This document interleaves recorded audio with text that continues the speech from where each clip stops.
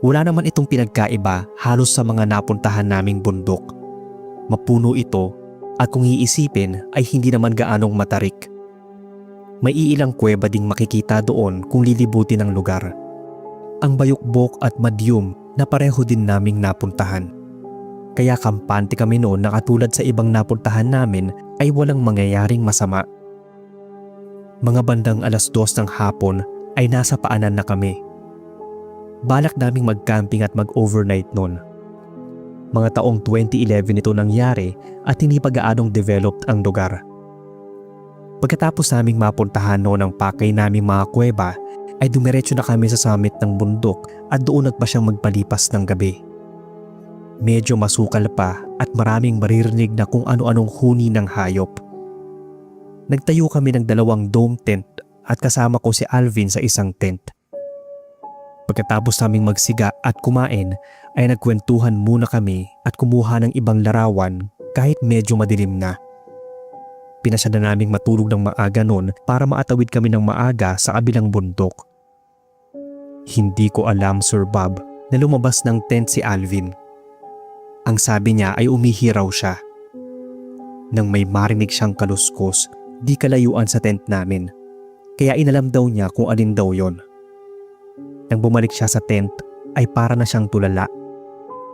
Tinanong ko siya kung saan siya nanggaling dahil mag-uumaga na nang makabalik siya. Ang sabi niya ay naligaw daw siya. Pero imposible dahil hindi naman ganun kahirap ang daan papunta sa tent namin. Hindi nga rin daw niya alam kung bakit hindi niya makita yung daan pabalik. Parang puro puno lang daw yung nakikita niya. Hindi na kami natuloy sa kabilang bundok dahil sumakit bigla yung paa ni Alvin. Nasa sasakyan kami nang bigla siyang dumaing sa sobrang sakit ng mga paa niya. Napansin agad namin yung pamamaga ng 2 paa niya. Tinanong namin kung napano yon, kung natapilok ba siya o nabangga niya. Pero hindi daw. Naramdaman daw niya yon nang pabalik na siya ng tent. Nang maarating kami ng Tanay, ay halos di na gumagalaw sa sobrang sakit si Alvin. Talagang nawalan siya ng malay nun. Dinala namin siya sa ospital pero walang makitang dahilan ng pamamaga. Walang kinagatan ng insekto, nabalian ng buto o kung ano paman. Wala rin daw mali sa paa niya na talagang naapagtataka. Nagreseta na lang ng anti-inflammatory pero hindi pa rin siya gumagaling at lalo lang lumala. Nagkaroon din ng maliliit na butas. Sobrang sakit daw nun. Nakauwi na siya ng bahay nila pero muli siyang dinala sa ospital dahil sa sobrang pananakit. Ang sabi ng doktor ay kailangan operahan dahil parang kumakalat yung sugat sa di malamang dahilan. Pero dahil magang-maga ay tinurukan na siya ng antibiotics nun. Kwento niya sa amin, kapag natutulog na raw siya ay may naririnig siyang mga boses na hindi niya alam kung saan nanggagaling. Minsan din daw ay nararamdaman niyang may umaalog ng higaan niya. At ang malala pa nun ay palagi siyang nananaginip na nasa ibang lugar. Sa una daw ay maganda. Hanggang sa yung magandang panaginip ay nauuwi sa isang bangungot. Palagi daw siyang nagigising sa pakiramdam na may humihila, sumasakal at tumutulak sa kanya. Hanggang sa napag-usapan namin na baka may nangyari talaga sa kanya sa bundok ng Manalmon. Paano kung hindi doktor ang kailangan? Napagkasunduan noon ng mga magulang niya na bago sila magpasya na paoperahan ng paa niya ay patingin muna siya sa isang albularyo. Yun nga ang ginawa nila noon nang umayos-ayos ang pakiramdam ni Alvin. Sinamahan namin sila. Nagulat kami sa sinabi ng albularyo.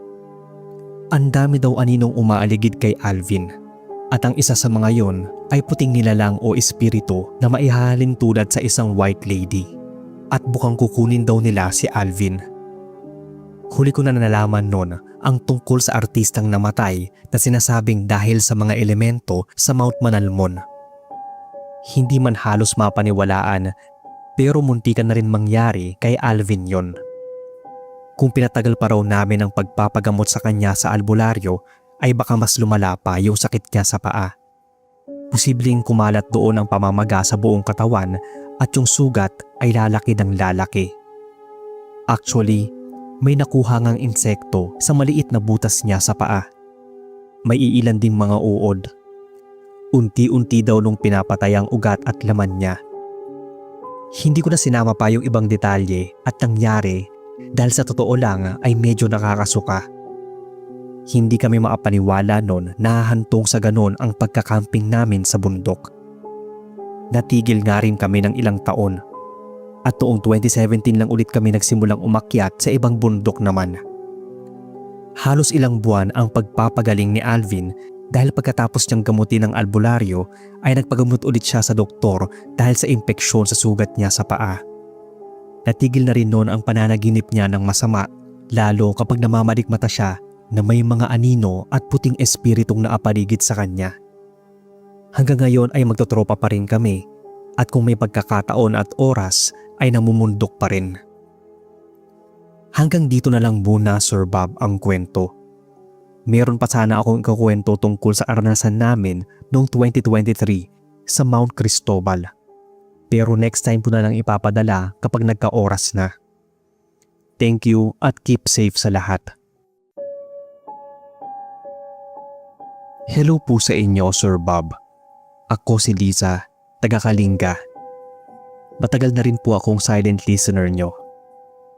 Hindi ko lang alam kung pwede ba itong ituring na horror story since nasana yung mga listeners nyo na puro multo o aswang.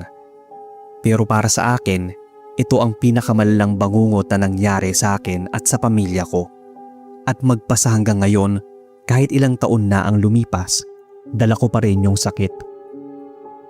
Simple lang yung buhay namin. Ang nanay ko ay nagtitinda ng gulay sa palengke. Hindi marangya, pero hindi rin naman kami nagugutom kasi masipag siya. Malangiti si nanay. Kilala din siya sa amin bilang matulungin. Kapag nga may kapitbahay na problemado, siya yung unang lumalapit para mag-abot ng gulay o kahit simpleng tulong. Pero lahat yon ay nagbago dahil sa isang taong ubod ng sinungaling. Nagsimula lahat ng yon dahil sa isang kapitbahay namin. Nakaaway ng nanay ko tungkol sa simpleng utang. Magkaibigan talaga silang dalawa ni nanay. Kumare pa nga ang tawag nila sa isa't isa. Pero dahil lang sa naningil na sa utang si nanay ay ang dami ng sinabi ng kumare niya. Hanggang nga sa nagkasagutan na sila. Hindi naman talaga mahilig pumatol si nanay. Pero iba na rin kasi yung mga pinagsasabi sa kanya kaya siguro ay napuno na. Ilang araw matapos yun, nagkasakit yung nakaaway ni nanay. Chinismis pa na kinulam daw siya ni nanay. Nung una, natawa lang kami. Sino ba namang maniniwala sa ganon? Ang nanay ko magpapakulam, ni insenso nga hindi niya alam gamitin. Puro gulay lang yung hawak ni mama araw-araw. Pero hindi pala ganon kadali kasi mas lumala yung sitwasyon pagkatapos pa ng ilang araw. Nagulat na lang kami nang may kumalat na video online galing sa isang kilalang albularyo daw. Bali vlogger siya. Libo-libo ang followers sa social media. Madalas niyang ipakita sa video na pinapalayas daw niya ang masamang espiritu o pinaparusahan yung mga mangkukulam. Marami siyang napapaniwala kasi convincing siya sa camera. Marunong umarte, magsisigaw at magmanipula ng mga tao para maniwala sa kanya. Pinatawag daw siya ng kapitbahay namin para magparitwal. At habang naka-live siya, bigla niyang pinakita na parang may sumasanib sa kanya.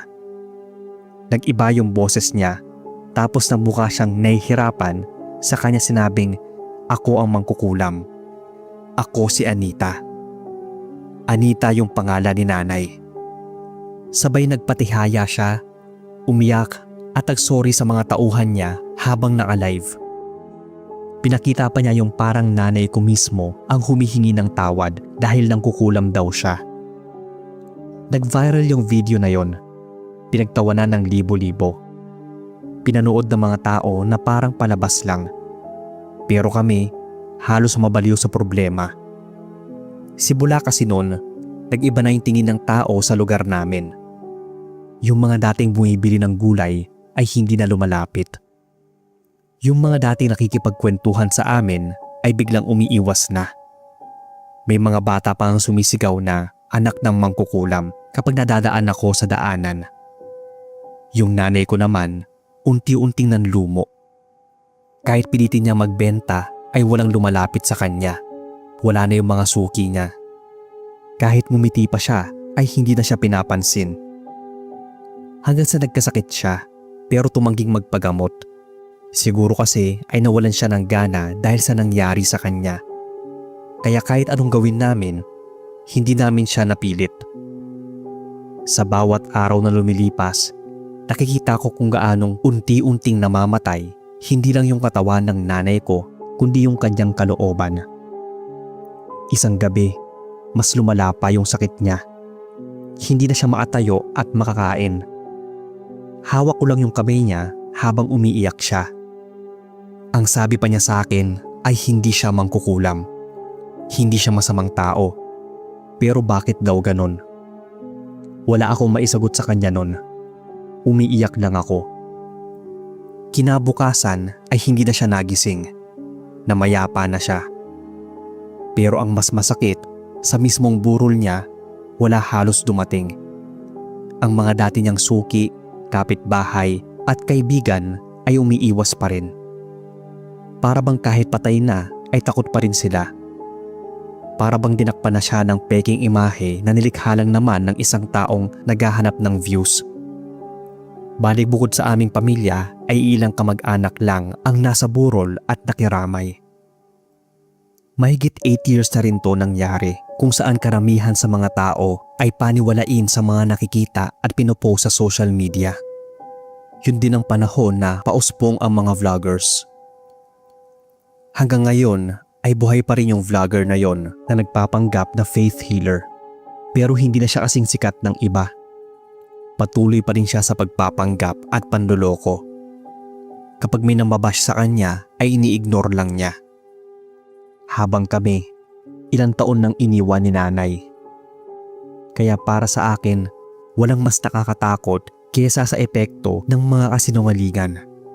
Walang mas nakakapangilabot kesa sa fake news na pinaniniwalaan ng mga tao. Hindi multo, aswang o engkanto ang sumira sa pamilya ko, kundi tao. Taong ginamit ang social media para gawing biro ang buhay ng iba.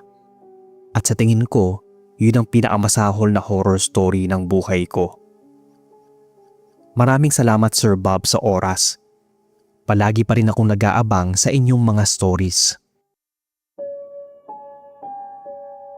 Good day po Sir Bob. Ako si Camille, isang OFW sa New Zealand. Silent listener ng Kadiliman Horror Stories. Na-enjoy ko po kasing makinig ng mga kwento nyo. Gusto ko lang pong i-share yung kakaibang karanasan ko noon sa pamilya ng una kong asawa. Dati ako nagtatrabaho sa UK. May namita kong lalaki noon at nakapalagayan ng loob. Isa po siyang afam na namatayan ng asawa. Tawagin natin siyang Sebastian. Feeling ko pa nga noon ay naka-jackpot ako dahil kahawig niya si Brad Pitt. Nagsama po kami at tumira sa isang rural area. Buntis na ako doon at pansamantalang huminto sa trabaho. Isang lumang bungalow house ang tinirhan namin kasama ang mama niya, physical therapist, driver ng mama niya, tita at nakababatang kapatid ko. Bago kasi ako sumama sa kanya ay na-approve din ang migration papers ng kapatid ko. Hindi pa siya nakapag-work that time para may kasama ako kumbaga. May ugali po yung mama ng partner ko. Kapag nasa bahay lang yung partner ay sa master's bedroom ako natutulog. Pero kapag naka-duty ito ay pinapalipat ako ni biyanan sa kwartong tinutuluyan ng kapatid ko. Kung saan nakahiga kami sa isang lumang double deck na higaan. Kung tutuusin ay para na nga itong stockroom nila. May isa rin akong napansin sa ilalim ng double deck nila. May naririnig akong mga ungol na nakakakilabot. Akala ko pa nga nung una ay binabangungot ako. Pero ang sabi rin ng kapatid ko na gabi-gabi niya raw yun naririnig. Takot lang siyang magsabi sa akin. May sinabi rin siya na may maliit na pintuan sa ilalim ng double deck na higaan. Nakita ko rin ito mismo nang hawiin namin ng carpet. Nakapadlock ito. May nakaharang na kahoy at parang ayaw pabuksan. Tapos, every time na may handaan sila roon ay madalas naming nadidinig ang mga kalabugan at nakakakilabot na ungol sa ilalim ng double deck. Mahilig nga palang mag-party yung mama ni Sebastian na tumatagal ng 3 to 4 days. At ang mahigpit nitong bilin na huwag kaming lumabas ng kapatid ko. Daig pa namin ang nakakulong doon kapag may handaan sila. Mabuti na lang talaga at mabait ang tiyahin ni Sebastian. Hinahatiran kami ng pagkain tuwing may party sila. Ang weird lang dahil tuwing gabi at madaling araw lang ang party o handaan. Tuwing umaga ay napaatahimik ng buong kabahayan. May napansin din ako na every time may party sila, hindi nawawala yung part na nagsisigawan ang mga bisita. As in napakaingay. Kakaiba yung ginagawa nilang sigaw. Hindi sigaw ng nag-e-enjoy. Yung parang sigaw na natatakot at humihingi ng tulong. May ganon. Sa ilang beses na narinig ko ang nakakakilabot na sigawan ay hindi ko rin maiwasan ang mabahala. Marami akong nai-imagine noon ng mga eksena. Para ako napaparanoid na baka pamilya ng mga serial killers ang pamilya ng partner ko. Pero so far, wala pa namang mga kapitbahay ang nagrereklamo since ang mga bahay roon ay malayo-layo. Actually, na-open ko na to sa partner ko noon. Pero ang lagi niyang sagot sa akin ay pagtiyagaan ko na lang daw muna yung mama niya dahil hindi pa ito sanay sa presensya ko. Ikalma ko lang daw ang sarili at huwag mag-isip ng kung ano-ano. Lalo at buntis ako. Lilipat na lang daw kami ng bahay kapag nakapanganak na ako. Isang gabi po noon ay pumuslit yung kapatid ko. Katulad ko ay na-curious ito kung anong nangyayari sa labas ng party nila. Kung ano ba ang kaibahan kapag nasa labas kami kaysa ang itago sa loob.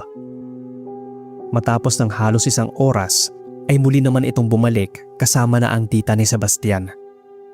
Kabado pa nga ako noon dahil baka magalit ito sa amin. Pero kabaliktaran ang iniisip ko. Tahimik lang ito na parang balisa. Nakita ko pa sa mga mata nito na parang naaawa ito sa amin na may halong takot o pagkabahala. May iniwan din itong mga susi sa amin. Wala na itong sinabi dahil nagmamadali rin siyang umalis. Pinaghalong takot at galit na nagkwento ang aking kapatid na nakita raw niya ang partner ko na nakikihalubilo sa mga bisita. Hindi lang daw basta party ang nagaganap dito. Lahat ng bisita ay nakasuot ng itim, including yung pamilya ng partner ko. Tapos may ilang taong naka-blindfold at nakahiga sa 3 double deck na higaan na apwesto sa gitnang bahagi ng sala na pahugis triangle. Ginigiit ng kapatid ko na baka hindi raw ako maniwala sa kanya na manloloko yung asawa niya. Na hindi totoong namatay na yung unang asawa nito dahil nakita niya raw mismo ito na kasama ni Sebastian habang nakikihalubilo sa mga bisita. Kung ayaw ko raw maniwala ay gamitin ko yung susi na binigay ng tiyahin ni Sebastian at kailangan na sa umaga lang kami magpunta. Yun daw ang ligtas na oras para magpunta roon. Yun ang kabilin-bilinan ng tiyahin ni Sebastian sa kapatid ko. Nung una, ayoko talagang maniwala. Pero nagtatalo ang puso't isipan ko. Mixed emotion. Kasi nga feeling ko ay nabetray ako. Kinakabahan at natatakot na rin ako nun. Pero mas nangibabaw yung nararamdaman kong kutob. Gusto ko rin malaman kung anong meron sa loob ng maliit na pintuan na nakapwesto sa ilalim ng double deck na higaan namin. Kabado pa ako habang binubuksan yung maliit na pinto dun sa ilalim ng double deck. Isang makipot na hagdanan ang bumungad sa amin. Sumalubong sa akin ang nakakasulasok na amoy ng natutuyong dugo at alikabok. Pinipigilan ko rin na mabahing dahil sa nakakasukang amoy na nanonood sa ilong ko. Isang basement pala yung pinasukan namin. Sa bawat sulok ay nakahilera ang napakaraming double decks na higaan. Sa kanang bahagi ay mga bakanting higaan. Sa kaliwa naman ang mga double deck na may mga nakahigang tao. Nakasuot ang mga ito ng purong itim.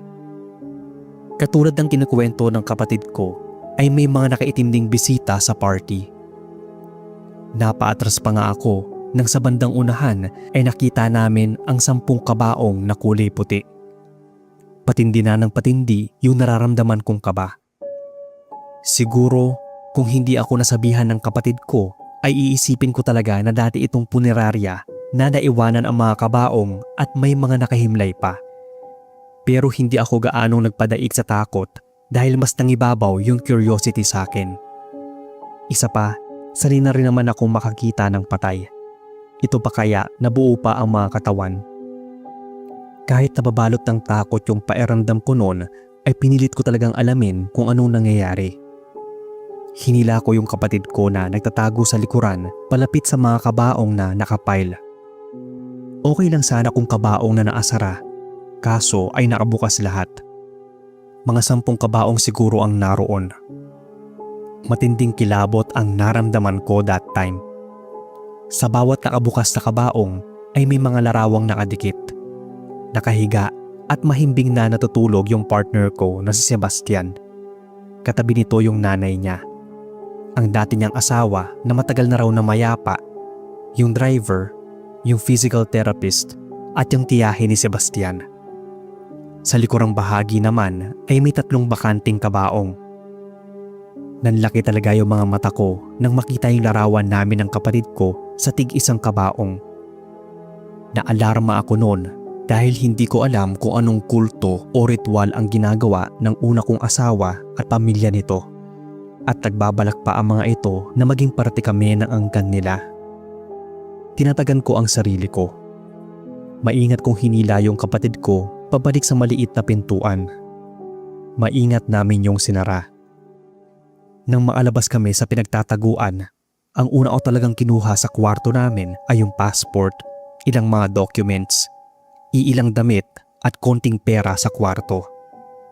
Hindi ko na hinintay na maabutan pa kami ng gabi roon. Ang mahalaga sa akin ay ang makatakas kami sa mundo ng kadiliman na kinasadlakan namin. Hindi ko sigurado kung anong topak ang meron sila. Kasama nga pala sa susi na binigay sa amin ng tiyahin ay ang susi ng sasakyan. Wala akong kinontak na kahit na sino sa mga kakilala ko dahil ayokong makadamay pa ng iba at mahirap din magtiwala lalo at nasa ibang bansa kami. Nagtiis kami sa kakarampot na pagkain. Naging TNT ng 3 buwan. Pagkatapos ay dumiretso kami sa embassy para makahingi ng tulong. Alam ko na hindi ganoon kadali yung pinagdaanan namin. Pero malaki ang pasasalamat ko na hindi na kami hinabol pa ng pamilya ni Sebastian o kahit siya. Naswertehan din talaga na ngayon ay nakapag-abroad pa ulit ako. At kung itatanong niyo po kung nasaan na yung pinagbubuntis ko, sa kasamaang palad ay nakunan po ako habang nagtatago kami noon sa UK.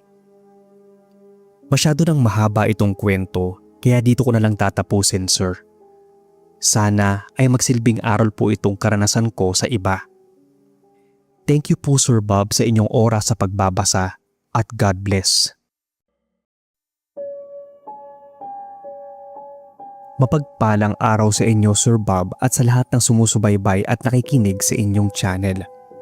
Tawagin na lang akong Malu. Itong kwentong ibabahagi ko sa inyo ay tungkol sa karanasan ko nung bata pa.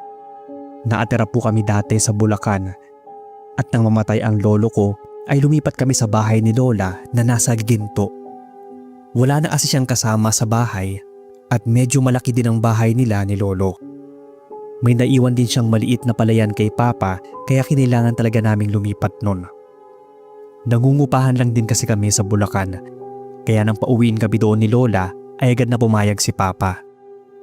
Hindi ko na po sasabihin yung eksaktong lugar o kung nasaan ang lokasyon ng bahay. 3 kaming magkakapatid at pangalawa ako.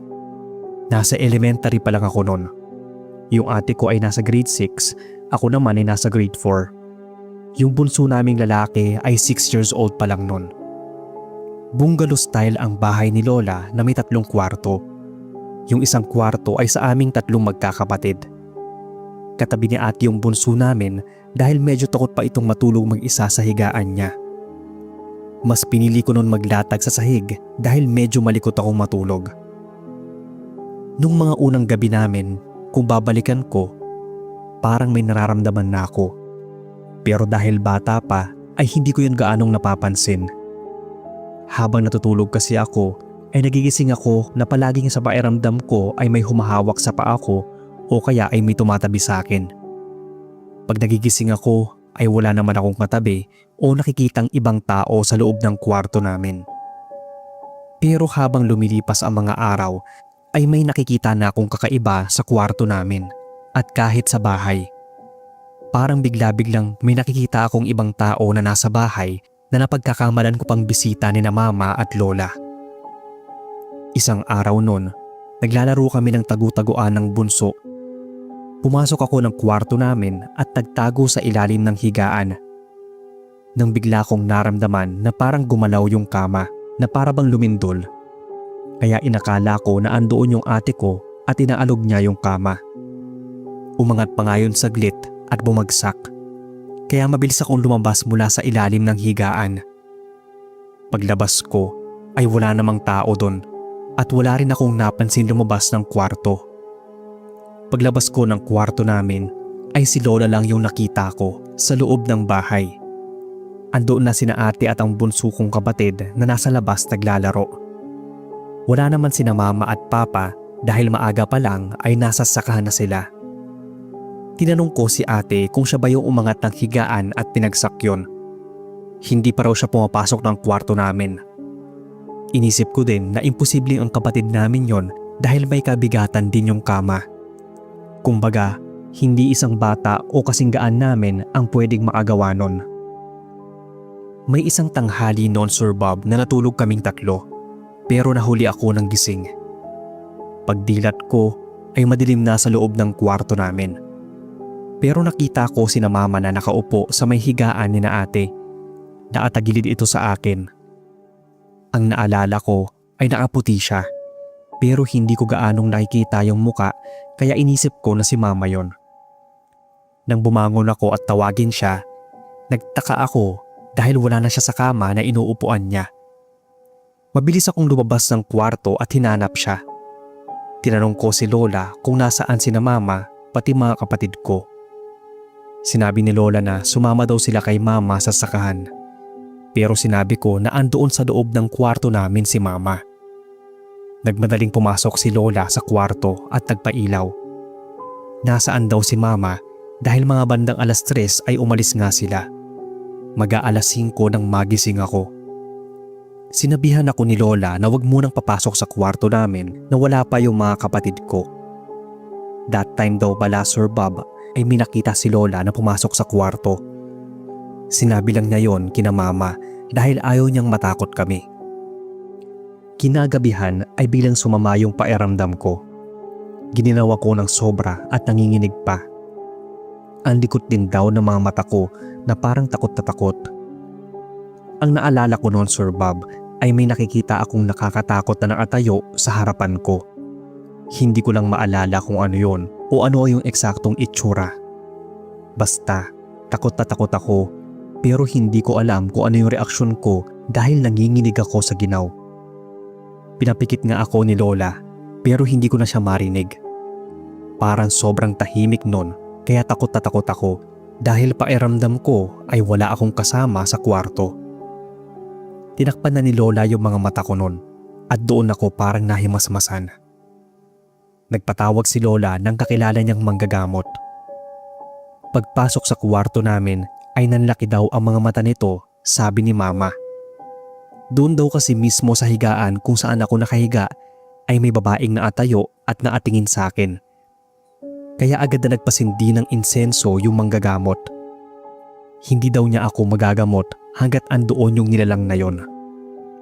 Nagbudbud din daw sila ng asin sa buong paligid ng higaan. Tinawasan din niya ako at tinasalan. Sinabihan niya akong magsuot muna ng pulang damit dahil may kaluluwang umaaligid sa akin. Binabantayan daw ako noon pero hindi nila alam kung bakit hindi yun mananakit sa huli. Kaya sinabihan sina mama na magsindi ng insenso at kandila tuwing 6:00 ng umaga at hapon.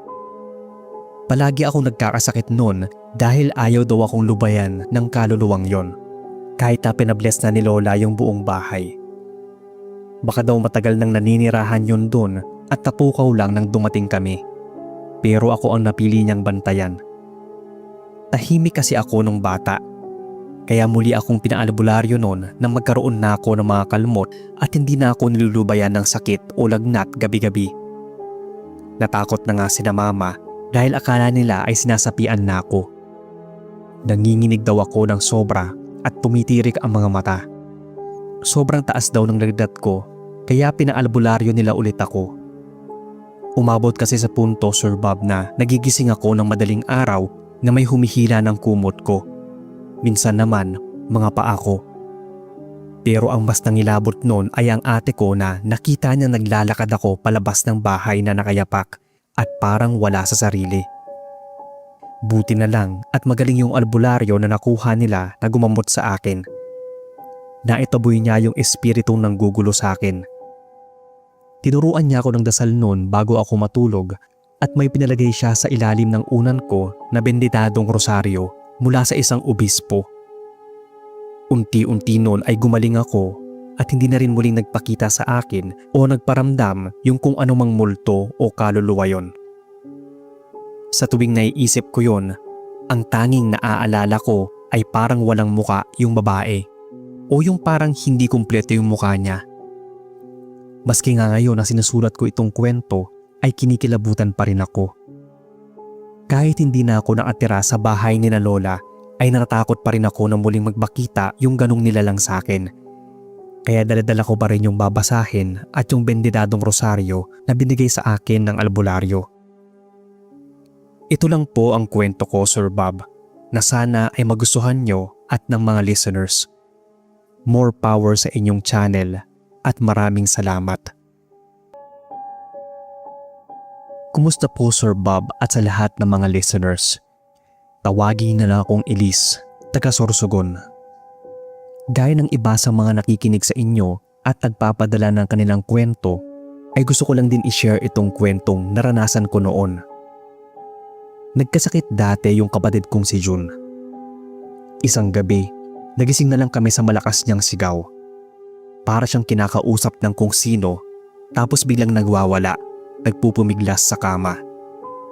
Dinala namin siya sa ospital, pero ang sabi ng doktor, normal naman daw ang mga findings.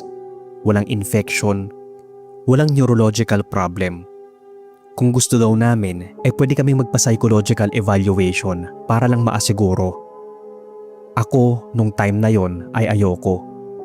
May stigma pa rin kasi noon tungkol sa mental health at ayoko rin iwan doon yung kapatid ko. Kaya nag-decide kaming iuwi na lang siya sa bahay. Pero sa bahay, mas lumala pa yung lagay niya.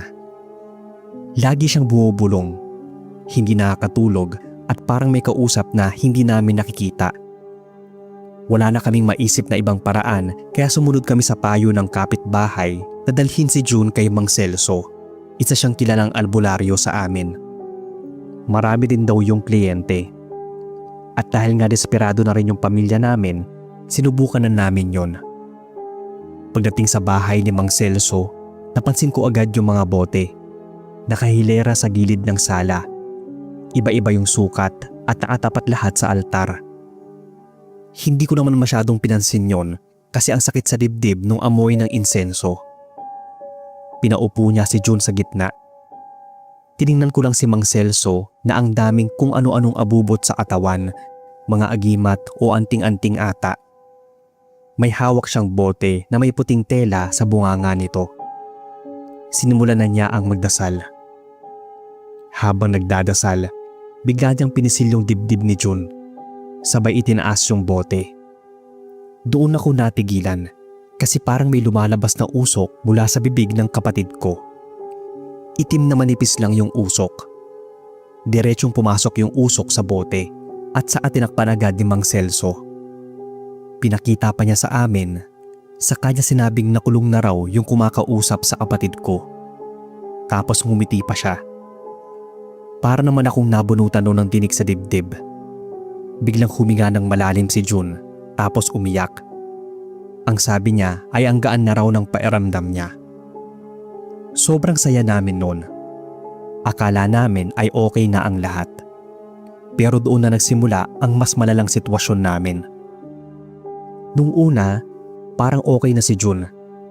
Pero habang tumatagal, napansin kong nag-iiba ang kilos niya. Madalas siyang tulala, nakaupo lang sa isang sulok na atingin sa kawalan. Tatawagin ko siya minsan sa pangalan niya pero hindi siya lilingon. Para ba siyang bingi? Akala ko may mga pagkakataon lang na bumabalik yung sakit niya kaya pinabayaan ko. Kaso bigla na lang sumama yung ugali niya. Biglang naglanakaw na siya sa amin, naging bastos, manyakis at madalas manigaw at magmura. Bagay na hindi naman ginagawa ng kapatid ko dati. Tapos isang araw, nag-away na kami dahil sumusobra na siya. Sabi ko ay umayos naman siya kasi walang ibang magtitiis sa kanya kung ako na kapatid niya. Nagulat ako kasi bigla siyang ngumiti ng malamig, saka ako diretsyong tiningnan sa mata. Ang sabi niya, hindi ako ang kapatid mo. Sabay tawa ng malakas. Yung tawa na parang hindi galing sa tao. Malalim na parang halakhak ng demonyo. Napaatras ako. Nanginig yung tuhod ko. At simula nga nun, palagi na siyang ganon. Minsan normal, pero kadalasan parang ibang tao. Kapag galit siya, ay sobrang galit talaga. Kapag tumatawa, nakakapanindig balahibo. Doon na ako nagpasya na dapat may gawin ako. Hindi pwedeng ganoon lang siya palagi. Bumalik ako kay Mang Celso para magtanong, pero wala na siya doon sa bahay niya. Ang sabi ng iba, ganoon din daw yung nangyari sa kanila. Pakiramdam nga raw nila, yung andoon sa bote ay kaluluwa ng mga mahal namin sa buhay. Ipinalit lang sa demonyo o masamang espiritu. Ang hirap at sakit paniwalaan. Hindi ko na alam kung anong totoo. Posible din kasi na hindi na talaga gumaling yung sakit ng kapatid ko. Pero kung totoo man, hanggang ngayon, tumatakbo pa rin sa isip ko kung saan na kaya napunta yung kaluluwa ng kapatid ko. Kayo ba? Ano sa tingin nyo? Magandang araw po, Sir Bob. Ako si Azel, Laking Payatas o Smoky Mountain. Ang pangangalakal po ang isa sa pangkabuhayan ko noon. At dahil sa trabaho ko ring ito, naranasan ang isang nakakatakot na pangyayari. Nangyari po to taong 2004. Mas nakakatakot pa sa naranasan naming trahedya taong 2000. Simulan ko na po sa sobrang dami ng nangangalakal sa lugar namin. Kakarampot na nga lang ang kinikita. Hindi na sasapat sa pang-araw-araw na gastusin, lalo na at may sakit pa yung nakababata kong kapatid. Idagdag pa sa problema nung sinabihan kami ng doktor na nag-check up sa kanya na dapat ay nakahiga sa maayos na higaan yung kapatid ko. Hindi sa sementong tinakpan lang ng karton. Malaking problema sa akin kasi niwala akong pambili ng folding bed o pampagawa ng lantay.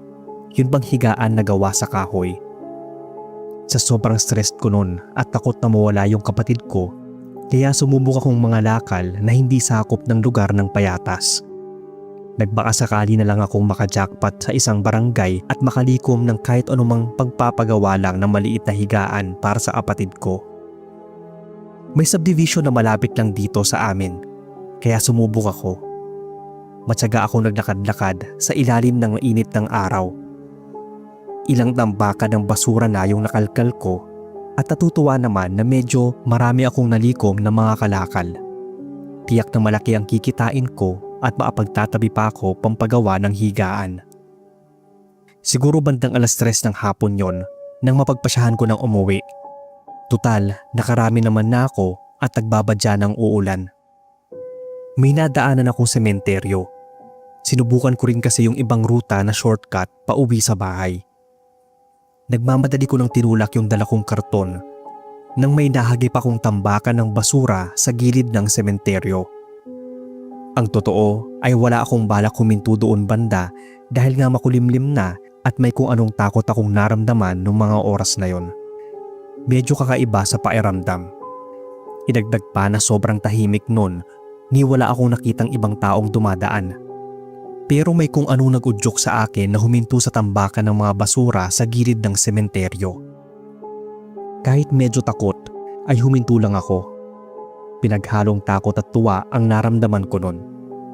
Takot dahil wala akong makitang ibang dumaan at tuwa naman dahil may nakita akong isang double deck na higaan na gawa sa kahoy. Laking tuwa ko nang suriin ito. Matibay yung naturang double deck maliban na lang sa maliit na crack sa bandang gilid ng higaan. Akmang bubuhatin ko na ito para ikarga sa kariton nang sumalubong sa akin ang malamig na simoy ng hangin.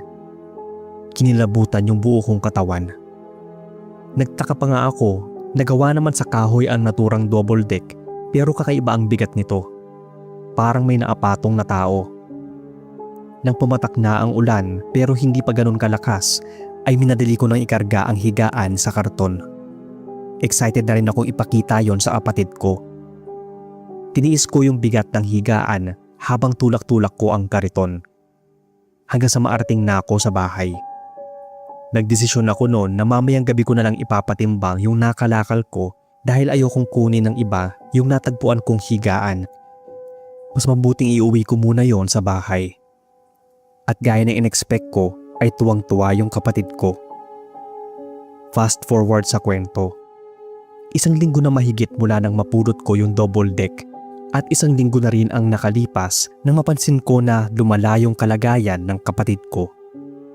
May mga gabi na nagigising na lang ito na parang hinihingal at kinukumbulsyon.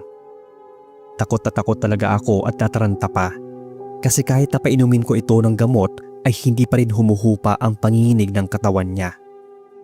May gabi na naisugod ko siya sa malapit na center pero pagdating doon ay wala naman itong lagnat. Ang findings lang ng doktor ay over-fatigue ito at kulang sa tulog. Nalabis kong ipinagtaka. Hindi ko rin kasi malaman ang dahilan dahil pipi yung kapatid ko. Maaga naman din kaming natutulog at hindi siya sobrang pagod. Medyo nagduda na rin ako dahil tuwing bubuhatin ko ito pahiga sa tabi ko sa may sahig ay nawawala ang panginginig nito. Sa sahig kasi ako natutulog nun. Inisip ko na may mali na. Kaya isang gabi, tinabihan ko siya sa pagtulog. Kahit na para sa bata yung double deck na yon, ay nagkasya naman din ako. Siguro kakapikit ko pa lang nang maramdaman ko na parang may mabigat na bagay na naadagan sa akin. Pagdilat ko, bumungad sa akin ang hindi pamilyar na muka ng isang babae. Sobrang putla ng muka nito. Nangingitim ang gilid ng ilalim ng mga mata at walang ekspresyon na naatitig sa akin. Nakaupo sa may bandang tiyan ko. Sinusubukan kong gumalaw at pagsabihan ang babae pero hindi ko talaga maigalaw yung katawan ko. Wala ring boses na lumalabas sa lalamunan ko. Doon na ako nagsimulang magpanik. Nanlaki talaga ang mga mata ko sa takot. Hindi ko alam kung ilang minuto ako sa ganoong sitwasyon hanggang sa napausal ako ng dasal sa isipan. Saka naman biglang naglaho yung babae. Doon na ako nagising ng tuluyan. Naliligo ako sa pawis. At yung kapatid ko, takot na nakatitig sa akin habang yakap ang mga tuhod. Parang may nakita itong nakakatakot. Nanlamig din yung buo kong katawan nang maramdaman ko na nagtaasan ang mga balahibo ko sa batok. Doon na pumasok sa isip ko na hindi pa naginip yung nangyari sa akin. May naramdaman din kasi akong presensya mula sa likuran. Paglingon ko, nakita ko na naman yung babae. Para ba siyang multo? Multo na nasa higaan. Napabalikwas ako ng bangon at mabilis binuhat yung kapatid ko palayo. Kita ko kung paano pumuesto yung multo na parang nakahiga sa double deck. Hanggang sa bigla itong naglaho. Para akong tatakasan ng ulirat sa mga nangyari. Doon ko rin napagtanto na siguro ito yung dating may-ari ng double deck na higaan na napulot ko. Kinabukasan, agad kong sinauli yung higaan doon sa sementeryo kung saan ko ito napulot at hindi na rin ako nangalakal doon sa bahaging yon. Ayokong maranasan na naman namin ng kapatid ko yung kababalaghan na yon. Mga ilang taon din kami nagstay doon sa Payatas. At nung nakahanap ng mas magandang trabaho na may mas malaking sweldo, ay nakalipat naman kami ng bahay sa Cavite. Nakasama kami sa pahousing ng gobyerno. Ngayon ay mas maayos na ang buhay namin. Hanggang dito na lang ang kwento ko, Sir Bob. Sana ay mabasa nyo to at dumami pa yung subscribers nyo. Salamat po at mag-iingat kayo. Hi Boss Bob at sa lahat. Tawagin na lang akong Nika, taga Plaridel, Bulacan. Siguro may ilan na rin sa inyo ang naapanood o nakarinig ng mga kwento tungkol sa lugar na to. Isa po ang kapatid ko sa naaranas na pakitaan ng isang nilalang sa lugar na yon. Tawagin natin siyang Jelly. Nasa first year high school noon yung naababata kong kapatid. Nag-sleepover siya sa kaklase niya na naatira sa Doña Cristina Homes. Gabi daw noon nang lumabas sila para bumili ng snacks dahil may gagawin silang project para sa eskwela. Habang naglalakad daw sila pa uwi, may nararamdaman daw itong kapatid ko na may sumusunod sa kanila. Dalawa lang sila nitong kaklase niya. Lingon daw siya ng lingon, pero wala naman daw tao. Nagtataasan na nga ang mga balahibo niya sa batok. Pero hindi niya sinasabi sa kaklase niya dahil baka tumakbo daw ito sa takot. Medyo madilim pa naman yung dinadaanan nila. Binilisan lang daw niya ang paglalakad at nang malapit na sila sa bahay ng kaklase niya ay tumakbo na sila. Hindi raw alam ng kaklase niya kung bakit bigla siyang tumakbo. Nakarinig na daw kasi siya ng mga yabag. Pero walang taong nakasunod sa kanila kaya natakot na siya. Doon na niya kinuwento sa loob ng bahay. Akala ng kaibigan niya ay nagbibiro lang siya noon. Hindi na raw niya pinilit dahil hindi naman ito narinig. Nang matutulog na sila ay nag-iwan ng bukas na ilaw yung kaklase niya. Maliit lang daw yon na disaksak. Pareho kasi silang hindi maatulog nang naapatay ang ilaw. Pagkapatay daw na pagkapatay ng ilaw ay may nakitang anino si Jelly na nakatayo. Pero imposible daw na kaklase niya yon dahil malayo yung anino sa kinatatayuan nito. Yung anino ay parang hulma ng isang lalaki. Mahaba parehas ang buhok nila ng kaklase niya. Pero yung nakita niya ay maikli ang buhok na parang gupit lalaki talaga. Kinabahan daw siya noon dahil bigla din yung nawala. Hindi rin naman daw yun yung tatay ng kaklase niya dahil OFW ito noong mga panahon na yon. Pinilit na lang daw niyang maatulog dahil baka namali lang siya ng nakita. Pero kalagitnaan daw ng gabi ay nagising siya na parang may naglalakad sa kwarto ng kaklase niya. Akala nga niya ay nagising din ito. Kinilabutan siya dahil nakita niya natutulog yung kaklase niya. Pagtingin daw niya sa may dingding ay may anino na naman siyang nakita. Gumagalaw-galaw daw yon. Nagtalokbong na ng kumot yung kapatid ko sa sobrang takot at nagsumiksik sa kaklase niya. Hindi daw siya nakatulog noon dahil sa mga naririnig. Nagising naman daw yung classmate niya at naramdaman daw nitong panay ang galaw niya. Sinabihan daw siya nitong matulog na. Huwag na lang pansinin yung naririnig at nakikita. Mas lalo daw siyang natakot nang sabihin yon ng classmate niya. Pero bigla daw itong tumawa at sinabing biro lang yon. Kinabukasan, sinabi ng kaklase niya na may usap-usapan sa lugar nila na may nakakakita daw ng itim na lalaki. Kinabahan noon si Jelly dahil parang ganoon yung nakita niya. Pero hindi naman daw totoo yon, sabi ng kaklase niya. Kaya nagduda rin si Jelly kung totoo ba yung nakita niya at hindi imagination lang.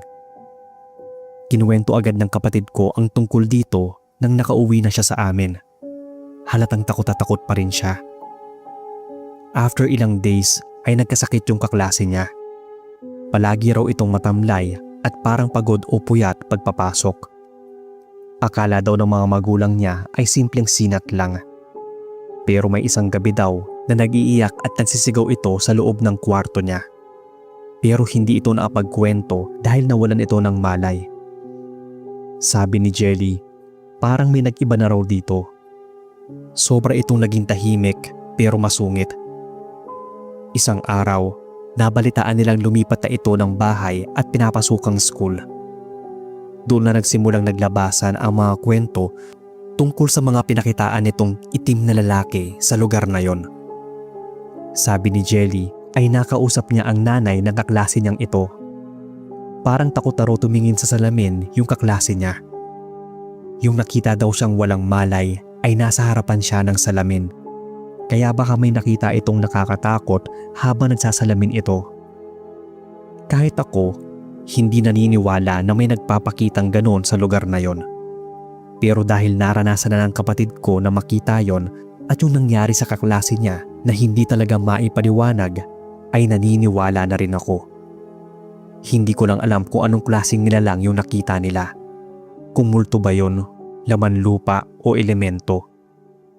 Pasalamat na lang ako noon, Boss Pab, na hindi nagkasakit yung kapatid ko nang makita niya yung itim na nilalang o ligaw na kaluluwa. Dahil yung kaklase niyang yun, ang balita namin ay palaging nagkakasakit at nahihimatay kahit dun sa nilipatan niyang school.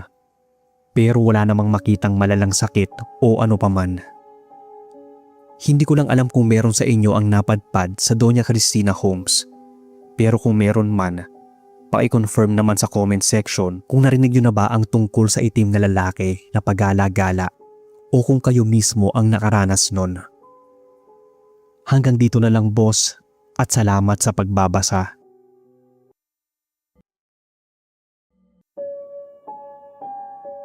Hello po sa inyong lahat. Itago niyo na lang ako sa pangalang Marie, taga Batangas. Gusto ko lang ibahagi ang karanasan ko tungkol sa isang faith healer na pinuntahan ko para ipagamot ang anak ko. Hanggang ngayon kasi, kahit ilang taon na ang lumipas, tuwing naaalala ko yung gabing yun, naginginig pa rin ako sa takot. Nagsimula ang lahat nung biglang nilagnat yung anak kong si Joshua. Wala naman po kaming history ng malubhang sakit sa pamilya, kaya nung una, inisip ko lang na simpleng trangkaso yon. Pero tumagal ng 3 araw, hindi bumababa yung lagnat kahit anong gamot pa yung ipainom ko. Wala rin kaming pera noon para agad siyang madala sa ospital. May kapitbahay akong nagsabi na subukan ko raw dalhin sa isang kilalang albularyo sa kabilang barangay. Baka raw kasi nausog o ano. Ang sabi nila, maraming natulungan na yon kasi may mga hindi gumagaling sa ospital pero bigla raw gumagaan ang pairamdam pag nadasalan na sa kanya. Siyempre, bilang nanay, lahat gagawin mo para sa anak. Kahit may alinlangan, wala rin akong ibang choice nun. Dumating kami sa bahay ng albularyo bandang hapon. Medyo liblib ang lugar kasi halos nasa dulo na ng barangay. Kubo lang siya pero puno ng mga palaspas at kung ano-anong bote na may lamang iba't ibang likido. Sa unang tingin, mukha siyang matanda na seryoso sa mga ginagawa. May kahabaan ng buhok niya tapos nakasimpleng puting damit na parang pangdasal. Hindi siya agad ngumiti pero agad niyang tiningnan yung anak ko. Ang sabi niya ay may kung anong elemento daw na dumidikit sa anak ko pero kaya daw niyang magawan yun ng paraan. Pinapasok niya kami sa loob ng kubo niya. Amoy insenso at usok ng kandila. May nakasabit rin ng mga palaspas, pati mga lumang larawan ng santo. Saka niya ako tinapunan ng tingin at mahigpit na binilinan na mag-alay daw ako ng puting manok. Tapos kapag nagdasal na raw siya ay huwag na huwag akong titingin. Pumikit lang daw ako kahit anong mangyari. Kailangan daw yon para mas gumaling yung anak ko. Medyo kinabahan ako noon pero wala akong nagawa kundi sumunod. Bumili pa ako ng puting manok sa kapitbahay para maihain lang bilang alay. Ilagay niya yung manok sa gitna ng banig at sinimulan ang ritual. Habang nagdarasal siya, paulit-ulit niyang binabanggit ang mga salitang hindi ko maintindihan. Hindi yun ordinaryong dasal, parang kakaibang lengguwahe. Habang tumatagal, lumalakas ang boses niya. Halos nagiging ungol. Nakapikit lang ako at mahigpit kong hawak si Joshua na nanginginig pa rin sa lagnat. Akala ko pa naman ay simpleng tawas lang ang gagawin sa anak ko kaya talagang kinabahan ako ng todo. Nagulat na lang ako kasi sa gitna ng pagdadasal, parang tumatawa na siya. Hindi siya normal na tawa. Mahaba yon na parang pinipigil pero lumulusot. Doon ako nagsimulang kabahan ng sobra. Ang bilin pa naman ng albularyo ay huwag akong titingin sa mata niya. Pero sino ba namang tao ang hindi matutukso kung may kakaiba ka ng naririnig? Hindi ko napigilan. Dahan-dahan kong ibinuka ang mga mata para sumilip.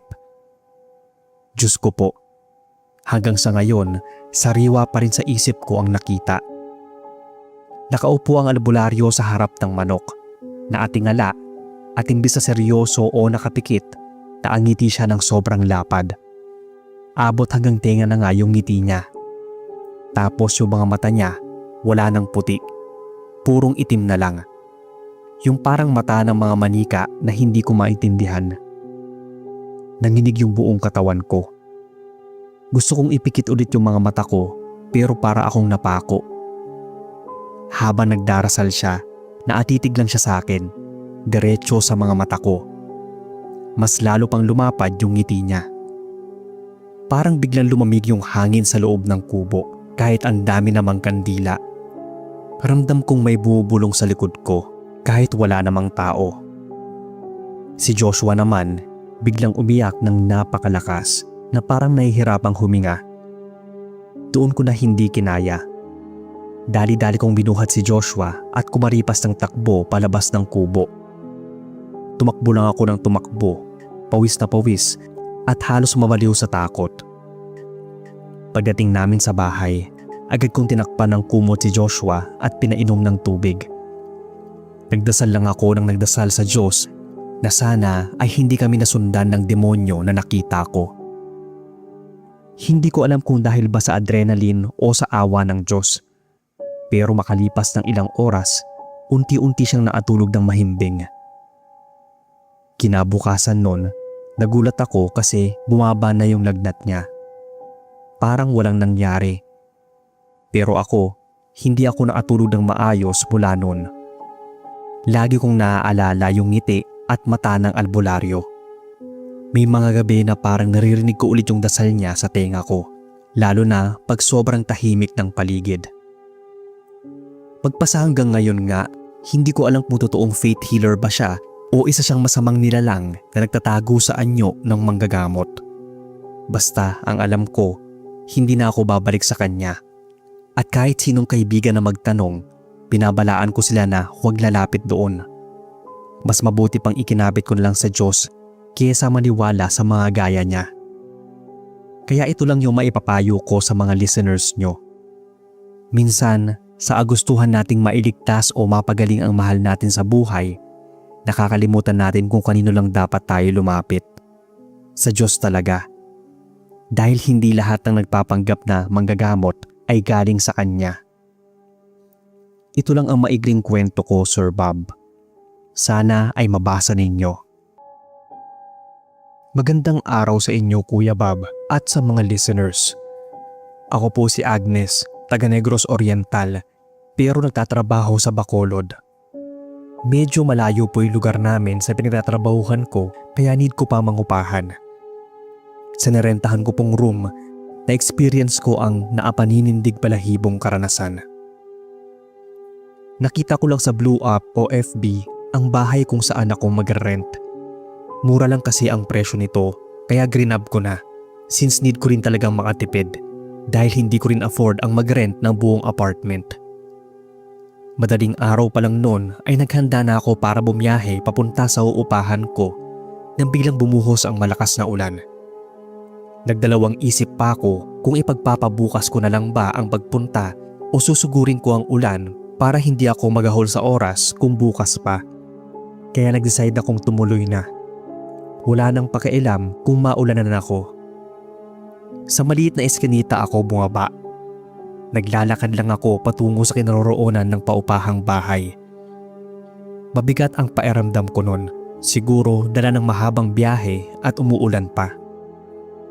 Pagkarating ko ay bumungat sa akin ng isang luma pero magandang bahay. Gawa ito sa matibay na pundasyon ng kahoy. May malapad na garahe bago ang kalsada. Ang likurang bahagi nito ay isang masukal na kagubatan.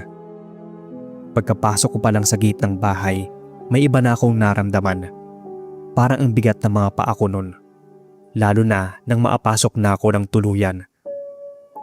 2 floors lang itong bahay na to. at nasa ibabang bahagi ang kusina at sala kung saan kami kakain at tatambay. May isang double deck pa nga na higaan sa may bandang kusina. Inisip ko na baka doon natutulog yung landlady kasi wala na akong nakitang silid tulugan maliban na lang sa double deck na higaan. Hindi ko rin maintindihan yung sarili ko noon. Parang ang bigat ng hangin sa paligid.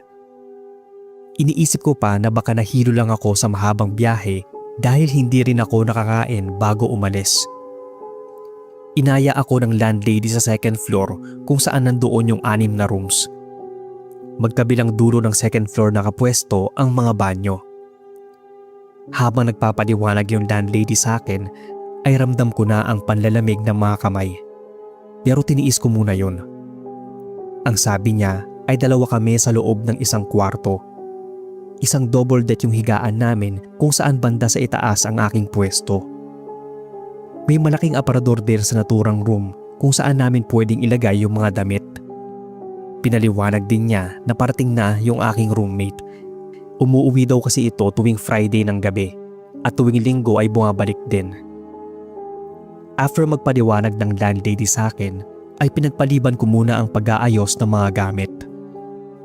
Actually, hindi ko gusto ang pwesto sa itaas dahil madalas akong umihi sa madaling araw. Mahirap para sa akin yun. Pero since nauna yung aking roommate ay kailangan kong mag-adjust. Mabuti na lang talaga na nasa dulong bahagi ako ng nirentahan at sakto malapit din sa banyo. Madali na lang para sa akin ang tumakbo kapag tinawag ng kalikasan. Nag-decide akong umidlip muna dahil kanina ko pa talaga tinitiis yung pagkahilong nararamdaman. Baka ka ako mawala pag nakapagpahinga na ako. Sakto rin na Linggo kaya sobrang tahimik pa roon.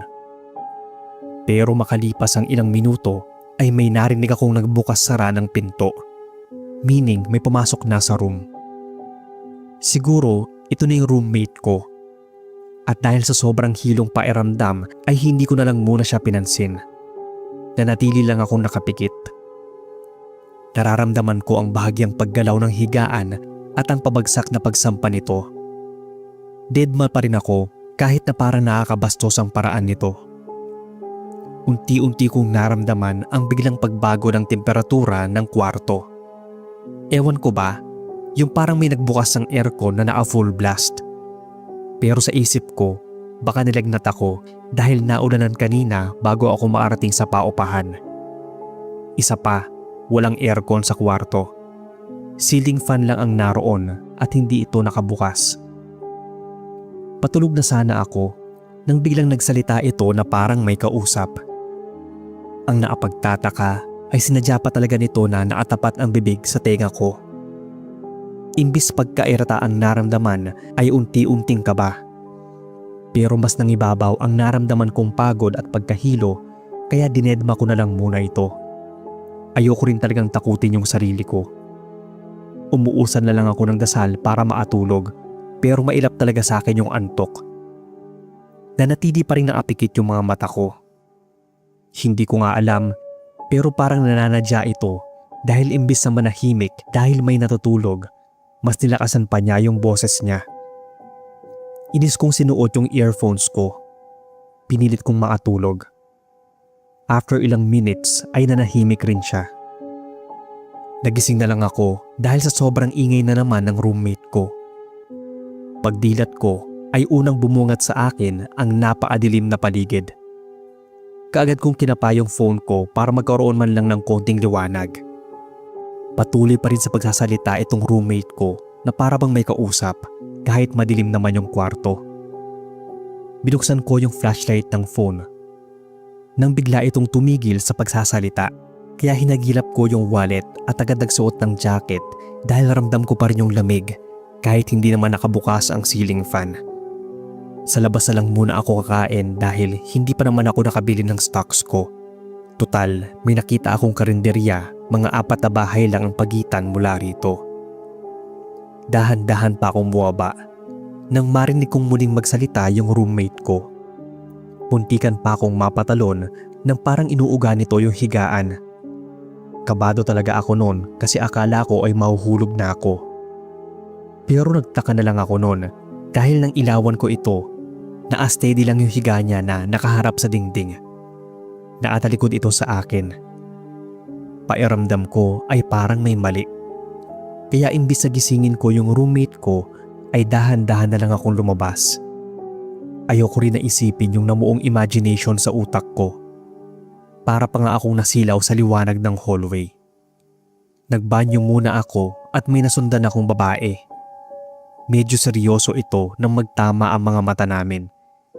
Pero dahil naiihina ako, kaya hindi ko na lang siya binigyan ng masamang kahulugan.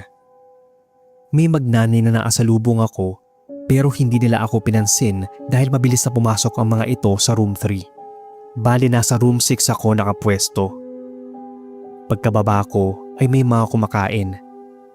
Inaya pa nga ako nung isa na magalang ko naman tinanggihan.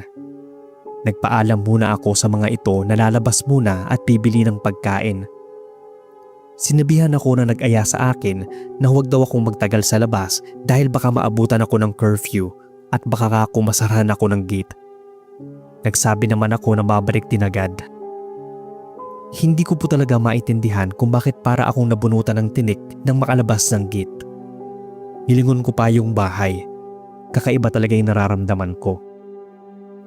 Habang kumakain, pinaplano ko ang kapag sumahod na ako ay makahanap ng ibang mauupahan dahil hindi ko bet yung ganong klaseng ugali ng roommate ko. Para asing may topak. Baka makahanap pa ako ng away sa astahan niya. After kumain, naglakad na ako pabalik. Sakto naman na may huminto sa tapat ng gate na tricycle. May bumaba na isang babaeng maliit. Sa boarding house rin yung punta niya. Binati ko siya at napag-alaman ko na sa room 16 siya. Nagtaka ako dahil sa sinabi niya. Medyo nanlamig din. Kasi imagine kung itong kausap at kaharap ko ngayon ay ang roommate ko, sino pala yung maingay at nakahiga doon sa loob ng kwarto namin kanina. Parang nabasa pa nga niya ata ang nasa isipan ko. Yung tanging nasabi lang niya ay naiintindihan kita dahil ako man ay ramdam ko rin ang ibang presensya sa room natin. Doon na nag-sink in sa akin lahat. Yung pinigil-pigilan kong takot kanina ay legit pala kasi hindi tao ang naroon. Honestly, after kong marinig yung revelation niya, parang natakot na akong pumasok sa inupahan kong kwarto. Ang sabi lang niya sa akin na tabi na lang muna kaming matulog at kinabukasan na umalis. Sinuggest ko pa nun sa kanya na sa sala na lang muna ako matutulog, tutal may ekstrang double deck na manahigaan na naalagay roon. Pero wala siyang sinabi. Takot ang nabasa ko sa mga mata niya. Tinatagan ko na lang ang sarili ko. Pagpasok namin ng bahay, bumalik na naman yung pairamdam ko kanina. Mas mabigat kesa nung una kong pagpasok. Nagtaka ako nang maabutan namin kumakain yung mga kumakain kanina. Binati ulit ako ng isang babae. Magalang ko rin itong sinagot. Tapos dumiretso na kami sa room 6. Kilabot talaga ang naramdaman ko nang pumasok ako muli sa room namin. Wala na yung nakita kong babaeng nakahiga kanina dun sa ilalim ng double deck. Kaming dalawa na lang ng totoo kong roommate ang naroon. Kinuha ng roommate ko yung bag ko sa itaas ng higaan at nilagay ito sa ibabang bahagi ng double deck. Matulog na raw kami. Nangangatog pa nga ako kasi nunod yung sinabi niya. Basta ang bilin niya sa akin ay deadmahin na lang ang lahat ng maririnig ko. Magdamag kaming hindi pinatulog ng kung sino man ang naging roommate pa naming hindi nakikita. Panay-uga kasi ang itaas na pwesto ng double deck na kinapwestuhan ko kanina. Palagi rin itong may kausap at binabagsak-bagsak pa nito ang mga paa kapag natutuwa ito sa kausap. Hindi ko alam kung naghahalusinate na ba ako at nagdidelirio dahil sa takot. Dahil sa tanang buhay ko ay first time kong maka-experience ng ganon. Para pa nga akong maiihi sa kilabot. Iba pa rin talaga ang feeling na alam mong hindi tao ang nagsasalitang nakahiga sa itaas ng double deck. Pero tiniis ko yon dahil sabi ng roommate ko kanina na hindi pa raw kami pwedeng umalis ng gabi. Sinadya niya lang na gabi bumalik para kinabukasan ay malaya na kaming makalabas na walang naiiwan sa bahay na yon. Pagsapit ng 6:00 ng umaga ay umalis na kami ng roommate ko. Sobrang tahimik ng kabahayan. Paglabas namin ko lang napansin ang dating maayos na boarding house ay nagmistulang abandonadong bahay. Hindi na nga ako nagpalit ng pang-ibaba dahil sa kilabot. Bitbit ko na yung backpack at walang lingon-lingon.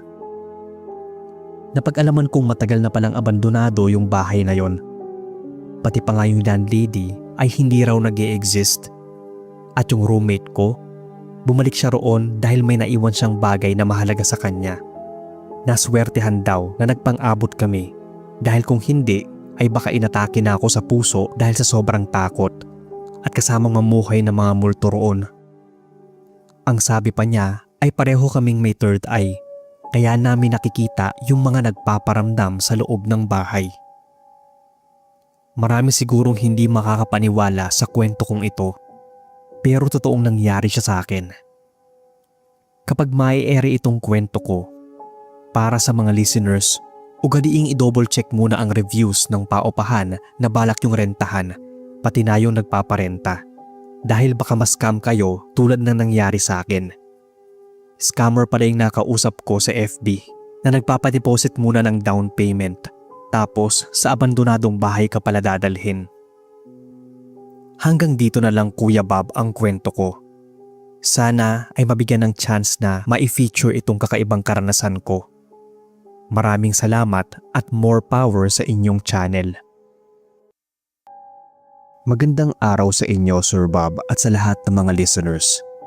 Tawagin na lang akong Gigi, taga San Jose del Monte, Bulacan. Meron lang po akong karanasan na gustong ibahagi sa channel nyo. Karanasan ko ito nang minsang magbantay ako sa ate ko na naoperahan sa ospital na to na hindi ko na lang papangalanan pa. Isa po siyang public hospital na may kalakihan din at nasa isang bayan ng SJDM. Ilang araw din nga natili doon si ate kaya ilang araw din akong hindi nakauwi sa bahay at nagstay para magbantay sa kanya sa ospital. Doon na ako naliligo, natutulog at kumakain ng mahigit sa 1 linggo na. Nagkaroon kasi ng komplikasyon yung unang opera niya kaya na-infection. Inoperahan ulit siya sa matres. Nang nasa public ward na kami, doon na nagsimula yung mga paramdam sa akin. Siguro dahil medyo malakas yung pakiramdam ko sa mga paranormal. Pagpasok pa lang kasi namin sa silid na yon, may kakaiba na akong naramdaman. Mabigat siya at parang bigla akong nanghina. Hindi ko alam kung dahil lang ba sa puyat o pagod sa ilang araw kong pagbabantay kay ate. Nagkataon pa na wala kaming kasama sa silid. Saglit ko siyang iniwan noon na natutulog. Naligo muna ako sa banyo kung saan nasa loob din ng silid na yon. Narinig ko na may nagbukas ng pinto kaya nagmadali ako noon dahil baka may kailangang biling gamot o instructions. Siguro mga 5 minuto lang ako sa banyo noon at agad akong nagbihis. Paglabas ko ay natutulog pa rin si ate at wala namang ibang tao sa loob. Nagtaka ako noon dahil narinig ko talaga yung langit-ngit ng pagbukas ng pinto. May nakita pa akong dumaan noon sa maliit na siwang ng pinto ng banyo. Naaputi yon. Hindi ko alam kung nurse ba o doktor yung pumasok. Pero kitang-kita ko na may tao talaga. Ilang minuto lang noon ay may pumasok ng nurse at saka pa lang siya nagbigay ng reseta ng mga gamot. Kaya hindi mawala sa isip ko yung narinig at nakita ko noon habang papuntang pharmacy. Kinagabihan ay natulog ako sa atabing higaan. Parang pangtatluhan kasi yung silid na yon. May 3 higaang nakahilera at nasa may bintana malapit ang ate. Nasa gitna ang higaan ko nung gabing yon. Pinatay ko na yung ibang ilaw maliban doon sa may higaan namin dahil anumang oras ani pumapasok na nurse at doktor. Kasarapan na ng tulog ko noon Sir Bob. Nang maramdaman ko na parang may yumuyugyog sa higaan. Hindi siya ganun kalakas pero naramdaman ko na umuga yung higaan kaya nagising ako. Saglit akong napabangon. Akala ko nga ay lumindol. Pero nang tumingin ako sa gilid ko sa ilalim ng kama, grabe yung kilabot ko. May nakita akong gumagapang palabas galing sa ilalim ng hinihigaan ko. Gumapang yon sa ilalim ng higaan ni ate. Pero sa isang iglap ay bigla rin yung nawala. Ang tindi ng kaba ko nun. Para akong nananaginip at biglang naalimpungatan. Sobrang nakaagulat na nakakakilabot ang makakita ng ganong nilalang sa loob ng isang pampublikong ospital. Ang masama nun ay ako lang ang gising ng mga oras na yon. Ayoko namang ding gisingin si ate at baka matakot sa nakita ko. Hindi na ako gaano nakatulog nung gabing yon. Umaga na ako nang makaidlip at may pumasok na nung ibang pasyente. Isang may katandaang babae. May kasama siyang halos kaedaran ko rin na babae. 23 pa lang ako nun. Medyo nawala na yung pangamba ko na may makikita ulit akong kababalaghan sa loob ng silid na yon dahil may kasama na kaming iba at may dumating pa noon kinagabihan. Kaya naging occupied na yung buong room. Napilitan akong maglatag nun dahil ayaw ko namang magalaw yung ate ko at hindi rin ako makatulog sa upuan. Mabuti at dinalahan ako ng kuya ko ng sapin at unan. Naglatag ako noon sa tabi ng higaan ni ate. Mga bandang 9:00 siguro noon ay nakaramdam na ako ng antok. Tulog na rin yung mga tao at pasyente sa kabilang higaan kaya pinasya ko ng humiga at matulog noon. Walang aircon yung silid at ceiling fan lang ang gamit doon dahil nga public hospital. Kaya naman sa pagtataka ay nagising ako dahil nakaramdam ng matinding ginaw. Ramdam ko talaga na parang may dumamping yelo sa paa ko. Bigla ko yung nahila pabaluktot at pabilis kong kinumutan yung paa ko hanggang sa leeg. Nanginginig na ako. Sobrang lamig ng naramdaman kong dumampi sa paa ko at hindi ko alam kung ano yon. Para na nga akong binabalot ng yelo. Nang di ko na nakayanan ng ginaw ay bumangon ako. Nakita kong tulog na tulog pa rin sila at parang hindi naman giniginaw. Lumipat ako sa higaan ni ate. Doon ako pumwesto sa may paanan niya. Nakaidlip na ako noon kahit medyo nakabuluktot ang posisyon. Bigla akong napasipa noon nang may humawak sa paa ko. Mabilis akong bumangon at tiningnan kung ano o sino yon. Pero walang tao sa paanan ko. Kinilabutan ako ng sobra. Nagising na nga si ate. Siguro, naramdaman niyang may naglulumikot sa higaan niya. Umusog na siya noon para makahiga ako ng maayos. Tinanong niya kung anong nangyayari sa akin. Parang hindi raw ako natutulog. Sinabi ko na lang na magpagaling na siya dahil parang hindi na ako makakatagal sa ward na yon. Alam niyang may nararamdaman akong kakaiba pag ganong nagsambit na ako na ayoko sa lugar. Kinabukasan ay tinanong niya ako kung ano ba yung nakikita ko. Narinig pa kami ng mga kasama namin sa silid. Sinabi ko lang sa kanya na may nakita ako isang beses. Pero nararamdaman, madalas. Hindi naman siya nanakit. Nakakatakot lang isipin na may makulit na multong nagpaparamdam sa akin. At sa akin lang. Pero ilang araw pa kaming nanatili dun sa silid na yon. Hindi na nga ako halos makatulog ng maayos, lalo na at sa akin lang talaga siya nagpaparamdam. Kaya hindi ko rin malaman kung imagination ko lang ba yon o totoo. Pero nang makauwi na kami noon, nakita ni na ate at mama yung parang mga pasako sa paa at hita. Hindi ko yun napapansin dahil palagi akong nakapadyama o nakaleging sa ospital. Pero nang mag-shorts ako sa bahay, ay ang dami ko palang bakas na parang kinurot. Hindi ko alam yung isasagot nun nang tanungin ako kung napano ako. Basta alam ko ay wala pa yun na magpunta kami ng ospital. Kung hindi pa ako pinatawas ay hindi pa mawawala yung mga pasang yon. Alam kasi nila na medyo malakas yung pakiramdam ko at nakakasense talaga ako na may multo. Kaya diretso na ako sa manggagamot kesa sa ospital. Ang sabi namang tatawas, may nagulo daw akong kaluluwa. Pero sabi ko nga nun, mukhang ako ang nagulo niya at hindi ako ang nanggulo sa kanya. Nalaman ko lang noon na sadyang may nagpaparamdam daw talaga sa ward na yon. Pero sa tingin ko ay namimili lang sila ng tatakutin nila. Lalo siguro at alam nila na madali ko silang makita at maramdaman. Hanggang dito na lang Sir Bob ang kwento ko sa isang ward sa isang public hospital dito sa SJDM. Salamat po sa pagbibigay ng time para mabasa itong story ko. Magandang gabi sa inyo, Boss Bob. Tawagin na lang akong Erwin. Medyo nahihiya ako sa ikukwento ko ngayon kasi hindi siya simpleng kwento ng kababalaghan lang. Para na rin itong confession kumbaga.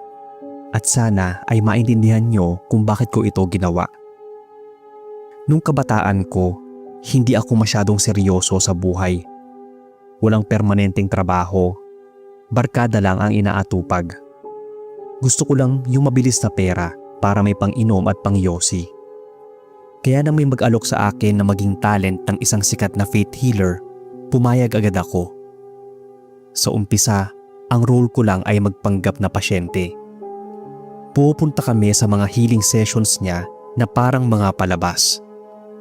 Ako yung tipong babagsak bigla, mangangalog ang katawan, tapos sisigaw ng parang nasasaniban. Bali may script kami. Sasabihin niyang palalayasin kita. Lumabas ka, masamang elemento. Sabay tatawa ako ng parang sa demonyo. Maya-maya, parang mapapalayas niya raw. Pagkatapos nun, hahawakan niya yung ulo ko at bigla akong titigil. Standing ovation agad. May palakpakan, may naniniwala. Bawat session ay may bayad. Hindi kalakihan pero sapat na para sa isang taong tamad na tulad ko. At aaminin ko, masaya rin sa umpisa kasi para kang artista. Kahit fake, marami ring naniniwala talaga. Saka hindi kami nahuhuli dahil sa iba't ibang lugar kami dumadayo.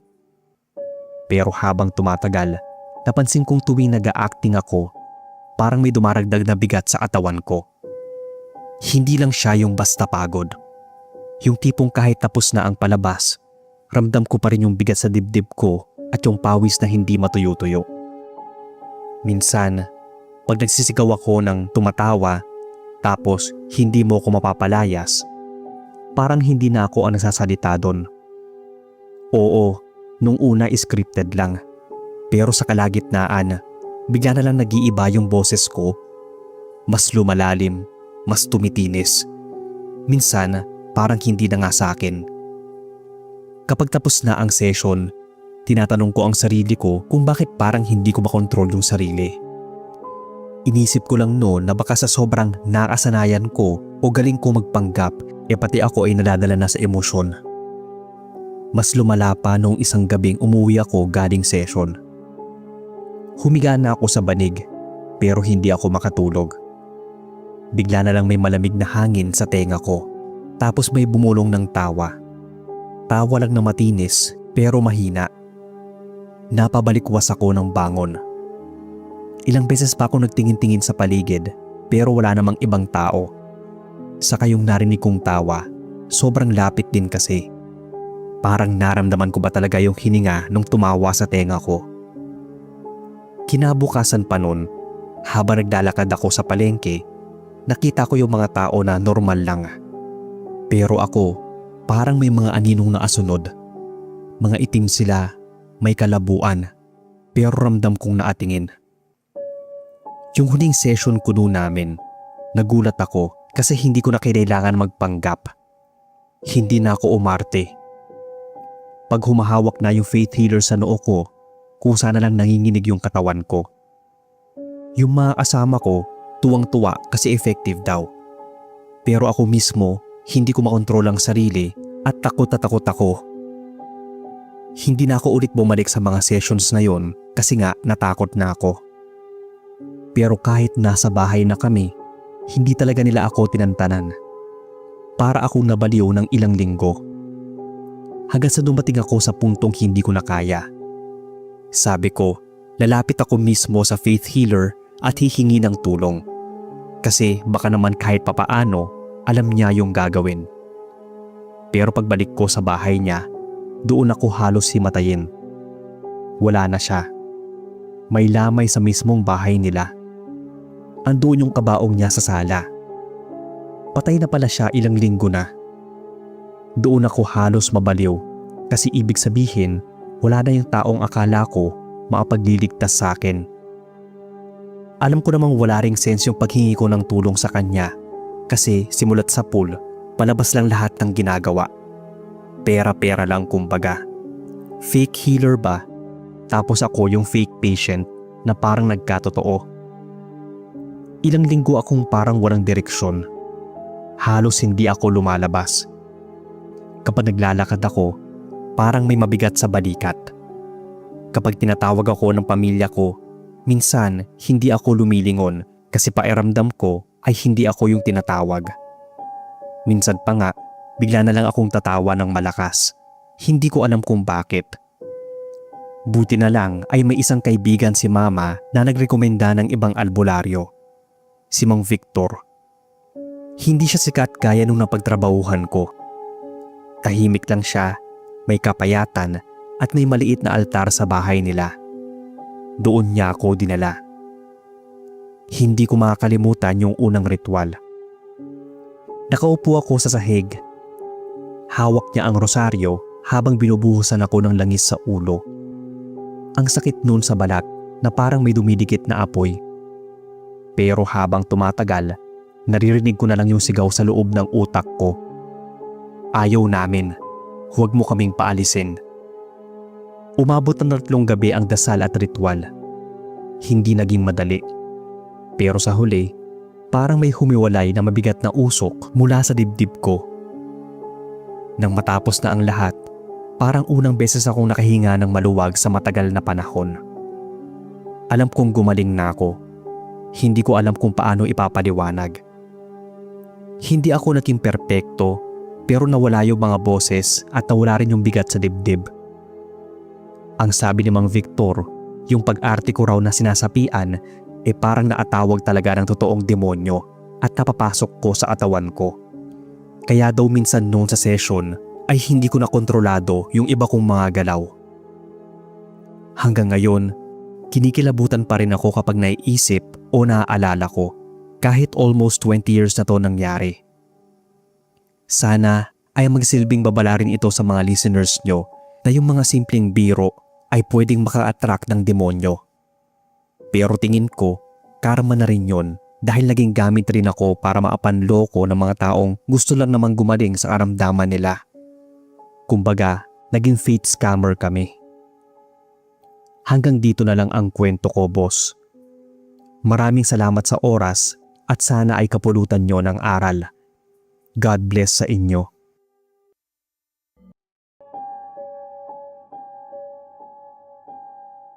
Magandang araw po sa inyo, Sir Bob, at sa lahat ng mga tagapakinig nyo. Tawagin niyo na lang akong Ramon, isa sa mga listeners nyo, at ngayon ay nagpa siyang ikwento rin yung nangyari sa akin. Taga Nueva Vizcaya po pala ako. Lumaki ako sa lugar na halos magkakakilala lahat ng tao, at sa tuwing may namamatay, parang lahat din ay nagiging parte ng burol. Buong baryo ang dapat tumulong. Bawat pamilya dapat may abuloy at kailangan syempre magpakita ng pakikiramay. Sa baryo namin noon, kilala si Aling Corazon bilang isang mabuting albularyo. Hindi siya mukhang masungit. May pagkamataba siya, laging na-adaster at mabagal gumalaw. Kahit na ganon, lahat naman ng tao sa baryo namin ay may respeto sa kanya. Kapag may nagkakasakit, siya ang pinupuntahan. Kapag may naliligaw daw na kaluluwa, siya din ang pinapatawag para magpadasal. Pero ang pinakakilala sa kanya ay yung tuwing may namamatay. Hindi pwedeng wala siya sa burol dahil siya ang tagapagdasal. Lagi siyang dumarating dala ang rosaryo niya at bote ng langis. Uupo siya sa tabi ng kabaong at magdarasal ng sobrang haba. Ang sabi, kailangan daw dasalan ni Aling Corazon yung mga patay para hindi makuha ng masamang espiritu ang kaluluwa nila. Nasanay na kami sa ganoong ginagawa niya. Kahit nung una, hindi ko tinatanong kung bakit kailangan pa niyang magdasal andyan naman ang pari. Pero dahil marami ng beses na nangyari, naging parte na rin siya ng tradisyon sa baryo namin. Hanggang sa dumating ang burol ng dati kong kaibigan. Bata pa ako noon pero malinaw naman sa memorya ko. Punong-puno ng tao yung bahay at bakuran nila. Sa loob ng bahay yung kabaong, tapos nasa labas yung mga taong naglalamay, kumakain, nagsusugal, nagkukwentuhan at kung ano-ano pa. Gaya ng dati ay dumating si Aling Corazon. Umupo siya sa tabi ng kabaong, nakayuko, hawak ang rosaryo. Pero nung panahon na yon, pinanood ko talaga siya. May kakaiba akong napansin. Habang nagdarasal kasi siya ay naatitig lang siya ng matagal sa bibig ng bangkay ng kaibigan ko. Hindi siya yung saglit na naatingin lang. Yun bang parang tinititigan niya ng buo. Akala ko naiidip lang siya kasi nga ay matanda na. Nakita ko na gumagalaw yung labi niya. Medyo narinig ko pa nga kasi hindi niya napansin na dumaan ako sa likod niya. Kunwaring kumukuha ako ng biskwit at kape. Hindi siya dasal ng Ama Namin o Hail Mary. Para siyang ibang lengguwahe, mabilis at pabulong. Kinilabutan ako sa di ko malamang dahilan kaya umalis na lang ako doon sa pwesto. Ilang linggo pagkatapos noon, may isa na namang burol sa baryo. Mga hating gabi na. Kasama ko yung pinsan ko. Pinapasok kami sa loob kasi sabi ng matatanda dapat daw ay may laging bantay sa patay. Pagpasok ay nakita namin si Aling Corazon. Mag-isa siya sa tabi ng kabaong. Walang ibang tao sa paligid niya. Tulog na yung mga tao sa loob tapos sa labas na lang yung maingay pa. Hindi pa naman kami talagang naapasok sa loob. Kumbaga, nasa bungad pa lang. Kaya hinila ko agad yung pinsan ko para gumilid tapos sinenyasan ko na manahimik siya at panoorin namin yung gagawin ng matanda. Kasi nga iba yung kutob ko. At tama nga ako dahil doon namin siya nahuli sa kakaiba niyang ginagawa sa mga bangkay. Dahan-dahan niyang binuksan yung salamin ng kabaong saka niya pinasok yung kamay niya sa bunganga ng bangkay. Nagkatinginan kami ng pinsan ko dahil gulat na gulat kami. Pagkatapos ng ilang segundo, hinila niya palabas ang dila. Inilagay niya yon sa maliit na sisidla na dala niya, sabay tinakpan ng puting tela. Pagkatapos, nagdasal ulit na parang walang nangyari. Nanigas kami sa kinatatayuan. Tumakbo na lang agad palabas yung pinsan ko saka nagsuka. Lumabas na rin ako kasi baka makita pa ako ni Aling Corazon tapos kung ano pang gawin niya sa akin dahil nalaman ko yung sikretong ginagawa niya sa mga bangkay. Pag uwi ko, hindi ako nakatulog magdamag. Para akong naduduwal na kinikilabutan sa nakita. Mahaba pala ang dila. Nakakatakot kapag nakita mo, lalo na kapag yung dila ng bangkay ay nagkukulay violet na. Ang isa pa na hindi ko lubos maisip ay bakit naman ang isang nirerespetong albularyo gaya ni Aling Corazon ay pasimpleng nagnanakaw ng dila ng mga bangkay. Kasama ba yon para hindi makuha ng masamang kaluluwa yung patay o talagang para na lang yun sa sarili niyang interes? Simula nun, ni hindi ko na nilapitan o tinapunan ng tingin yung matanda dahil sa takot ko sa kanya. Wala naman kaming pinagsabihan ng pinsan ko kasi nga natatakot din kaming magalit siya sa amin. At mamaya pa ay may mangyaring masama sa amin. Ano naman yung laban namin sa isang albularyo? Halos 30 years na rin ang mangyari to. At hanggang ngayon ay buhay pa si Aling Corazon. Matandang matanda na talaga siya ngayon. Lagi na lang siyang nakaupo sa veranda ng bahay niya. Hindi na siya nagdadasal sa mga lamay. Pero hindi ko pa rin makalimutan yung nakita ko noon. Hindi ko nga alam kung pinapaalam ba niya sa mga pamilya nung dinadasalan niya yung pagkakuha niya sa dila ng bangkay o talagang ninanakaw lang niya.